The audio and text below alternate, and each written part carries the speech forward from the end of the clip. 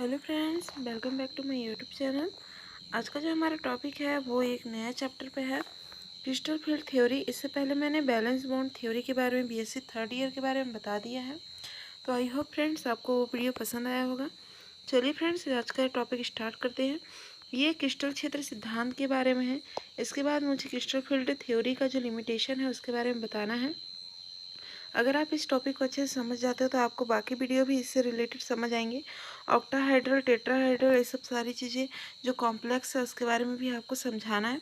तो आप प्लीज़ इसको अच्छे से सुनिएगा, ठीक है। इस थ्योरी का प्रतिपादन किसने किया, कैसे किया, कब किया, ये सब के बारे में जानना भी ज़रूरी है आपको। तभी आपका नोट अच्छे से कंप्लीट होगा। और जिस तरीके से मैंने लिखा है एग्ज़ाम के टाइम पे वैसे ही लिखिएगा, क्योंकि ये एग्ज़ाम के पॉइंट ऑफ व्यू से लिखा गया है, ठीक है। चलिए फ्रेंड्स, आज का टॉपिक स्टार्ट करते हैं। तो इस थ्योरी का प्रतिपादन एच ब्रेदी ने किया था, ठीक है। जो एच ब्रेदी थे हमारे, उन्होंने इस थ्योरी का प्रतिपादन किया था। और फिर उसके बाद आई वेन ब्लैक ने सर्वप्रथम, मतलब कि बोलना चाहिए तो एच ब्रेदी ने इसे 1929 और आई वेन ब्लैक ने इसे 1932 में प्रतिपादित किया था, ठीक है। उन्होंने इसकी खोज की थी। नेक्स्ट है आपका आयनिक क्रिस्टलों के लिए प्रतिपादन किए जाने के कारण इसे क्रिस्टल फील्ड थ्योरी कहा जाता है। यानी कि आयनिक क्रिस्टलों के बारे में इसे प्रतिपादित किया गया था, इसलिए इसे क्रिस्टल फील्ड थ्योरी कहा जाता है। ओके फ्रेंड्स, चलिए नेक्स्ट देखते हैं। तो आपका यहाँ पे एक मेटल कॉम्प्लेक्स दिख रहा है, ठीक है। ये पूरा एक मेटल कॉम्प्लेक्स दिख रहा है। ये क्या चीज़ है इसके बारे में आपको जैसे जैसे बताऊंगी ये सारा चीज़ आपका क्लियर होता जाएगा, आप कंफ्यूज नहीं होइएगा। सो यहाँ पे एक मेटल आयन है जो प्लस आयन में है और लिगेंड इसके चारों ओर रहते हैं जो माइनस आयन में होता है, ठीक है। तो जो क्रिस्टल फील्ड थ्योरी है वो किससे बेस है, यहाँ पे आप इस थ्योरी को देखिएगा। Okay friend, crystal field theory मुख्य रूप से केंद्रीय धातु आयन यानी सेंट्रल मेटल आयन, ये जो सेंट्रल मेटल आयन है, ठीक है, इससे क्या होता है, इससे पूरा का पूरा बना रहता है। जैसे जो क्रिस्टल फील्ड थ्योरी मुख्य रूप से केंद्रीय धातु आयन सेंट्रल मेटल आयन के डी ऑर्बिटल तथा उसके चारों ओर उपस्थित लिगेंडों के द्वारा क्या होता है, रिलेशन को प्रदर्शित करते हैं। अब यहाँ पे क्या है आपका सेंट्रल मेटल, इसके चारों ओर क्या है, लिगेंड्स पाए जाते हैं जो माइनस चार्ज में होते हैं, ठीक है। और फ्रेंड्स, यहाँ पे मैंने लिगेंड को एल से दर्शाया है, जबकि यहाँ पे बाकी मेटल भी हो सकते हैं, बाकी चीज़ें भी हो सकती हैं जो मैं आपको आगे बताऊँगी। तो क्या होता है आपका, जो ये सेंट्रल मेटल है और जो लिगेंड है, इनके बीच जो रिलेशन है, ठीक है, इनके बीच जो संबंध है उसको यह दर्शाता है कौन, क्रिस्टल फील्ड थ्योरी समझाता है, ठीक है। चलिए फ्रेंड्स, आगे देखते हैं, आपको ये चीज़ क्लियर हो जाएगा। मेटल आयन में सभी 5d ऑर्बिटल इक्वल एनर्जी रखते हैं। अब इसका मतलब क्या है तो मैं आपको समझाती हूँ। ये देखिए फ्रेंड्स, ये 5d ऑर्बिटल के कक्षक हैं, ठीक है, जिसमें पहला यह है, ठीक है, जिससे dy(y)(dy)(y)² और dxz(dy)(y)² और dz² है। इसके बारे में आप भली भांति जानते होंगे क्योंकि बीएससी सेकेंड ईयर में भी इसकी पढ़ाई हो चुकी है। तो ये जो है आपके, ठीक है, ये जो आपके डी ऑर्बिटल के 5 कक्षक है, ये समान रूप से एनर्जी प्रदर्शित करते हैं आपस में, इनमें कोई डिफरेंस नहीं होता। पर डिफरेंस उत्पन्न कहाँ से होता है इसके बारे में आपको आगे बताती हूँ मैं। जब लिगेंड मेटल आयन के पास पहुँचते हैं, ठीक है, यहाँ पे बताया जा रहा है जो आपका ये लिगेंड है, ठीक है, ये जो लिगेंड है ये मेटल आयन के पास जब पहुँचते हैं तो क्या होता है इनमें, ठीक है।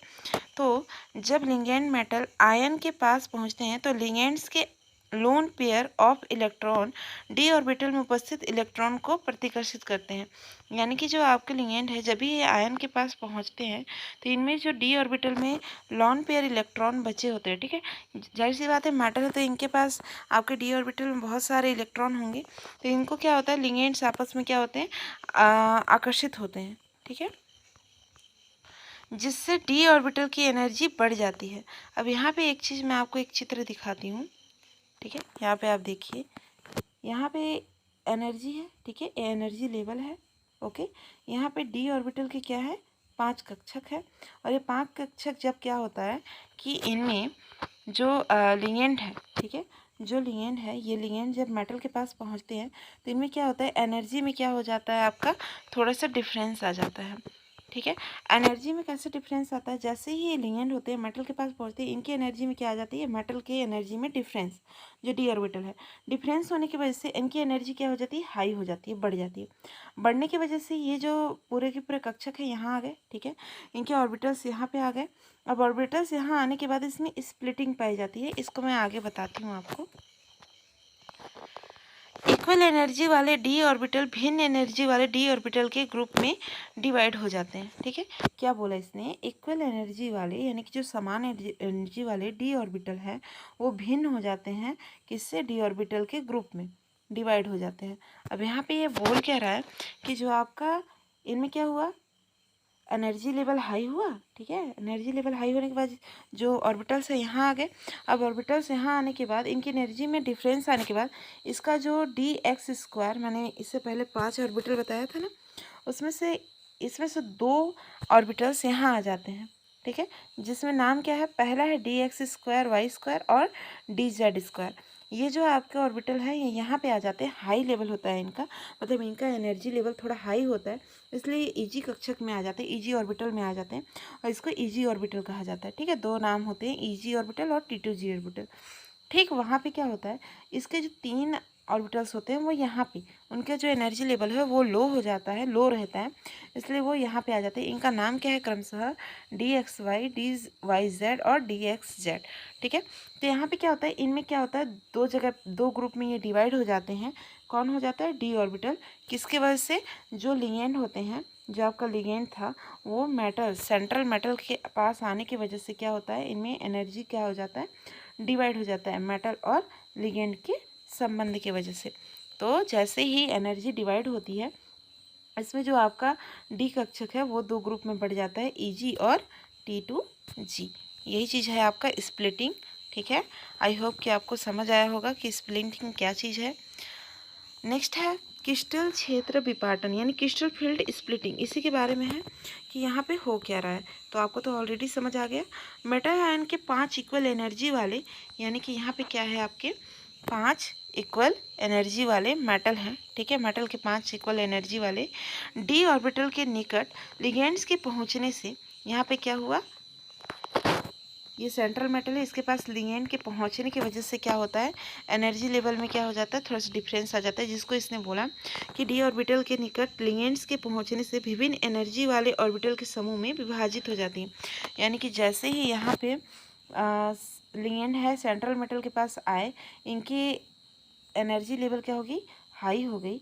एनर्जी लेवल हाई होने की वजह से क्या बोला इसने कि ये एनर्जी ऑर्बिटल के समूह में विभाजन क्रिस्टल फील्ड स्प्लिटिंग कहलाती है।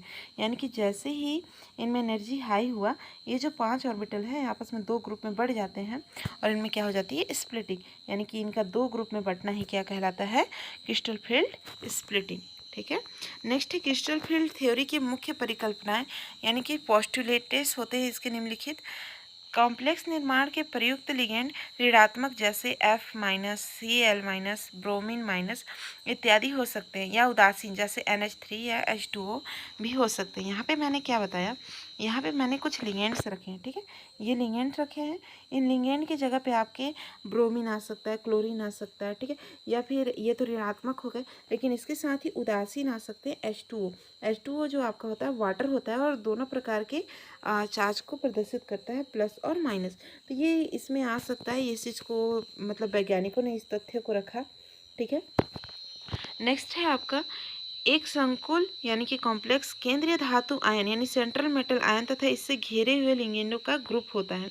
यानी कि इसने क्या कहा, जो आपका सेंट्रल मेटल होता है, ठीक है, यहाँ पे क्या बोल रहा है, जो सेंट्रल मेटल है वो लिगेंड से आपस में क्या होता है, घिरा हुआ रहता है। इस चीज़ को मैंने बता दिया है आप लोगों को। नेक्स्ट है आपका कॉम्प्लेक्स निर्माण के समय लिगेंड अपने ऋणात्मक सिरे की ओर से मेटल आयन की ओर अग्रसर होते हैं। इस चीज़ को मैंने बताया कि जब कॉम्प्लेक्स का निर्माण हो रहा होता है तो जो लिगेंड होते हैं वो किससे, सेंट्रल मेटल की ओर अग्रसर होते हैं, आकर्षित होते हैं, उनसे जा करके चिपकने की कोशिश करते हैं। लिगेंडों के केंद्रीय धातु आयन की ओर अग्रसर होने पर मेटल आयन के डी ऑर्बिटल की एनर्जी में वृद्धि हो जाती है। यहाँ पे मैंने बताया कि जैसे ही लिगेंड्स क्या होता है सेंट्रल मेटल की ओर अग्रसर होते हैं, इनकी एनर्जी लेवल क्या हो जाती है, हाई हो जाती है, यानी कि इनमें थोड़ा सा डिफरेंस आ जाता है। इसी चीज़ को ये बता रहा है, ठीक है। नेक्स्ट है आपका डी ऑर्बिटल की एनर्जी में वृद्धि होने के कारण डी ऑर्बिटल भिन्न भिन्न ग्रुप में डिवाइड हो जाते हैं। इसी को ये बोल रहा है कि जैसे ही इनकी एनर्जी में डिफरेंस आता है ये दो ग्रुप में क्या हो जाते हैं, डिवाइड हो जाते हैं। इसी चीज़ को ये बता रहा है, ठीक है। आई होप फ्रेंड्स आज का जो हमारा टॉपिक है आपको समझ आया होगा। अगर आपको और भी बीएससी थर्ड ईयर का आपको नोट्स चाहिए होगा हिंदी में तो आप प्लीज़ मेरे चैनल को सब्सक्राइब कर लीजिए। ऐसे ही मैं डेली अपने नोट्स को अपलोड करती हूँ और इसका जो आपको सारा नोट्स है वो बीएससी थर्ड ईयर में मिल जाएगा और बीएससी सेकेंड ईयर का भी इनऑर्गेनिक का पूरा नोट्स है मेरे चैनल में, आप जाके जरूर चेक कर लीजिएगा। थैंक यू फॉर वॉचिंग, मिलते हैं नेक्स्ट वीडियो में।